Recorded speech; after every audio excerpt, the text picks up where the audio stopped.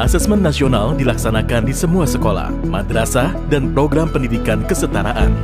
Sampel peserta didik yang mengikuti asesmen nasional dipilih secara acak, sedangkan kepala satuan pendidikan serta guru seluruhnya akan berpartisipasi.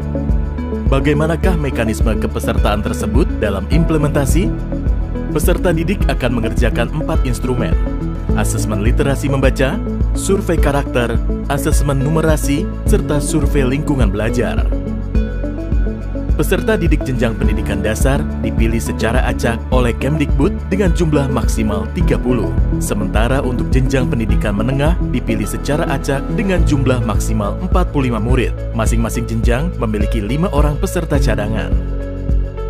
Apabila ada peserta utama yang berhalangan melaksanakan asesmen nasional, maka satuan pendidikan harus sudah menginformasikan penggantian peserta utama dengan peserta cadangan selambat-lambatnya 1 hari sebelum hari pelaksanaan. Peserta cadangan yang terpilih harus menyelesaikan keempat jenis instrumen secara lengkap sesuai jadwal yang telah ditentukan.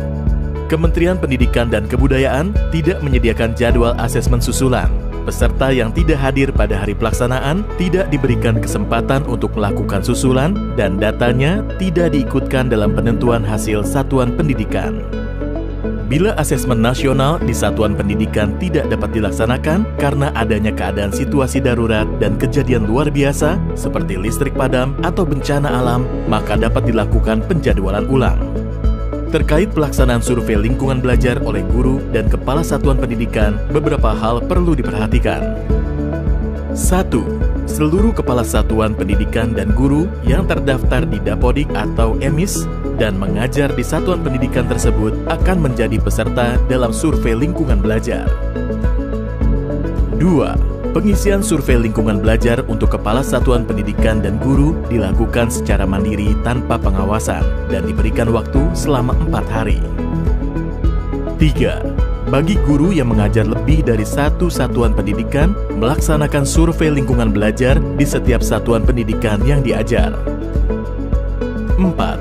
Bagi kepala satuan pendidikan yang memimpin lebih dari 1 satuan pendidikan, melaksanakan survei lingkungan belajar di setiap satuan pendidikan yang dipimpin.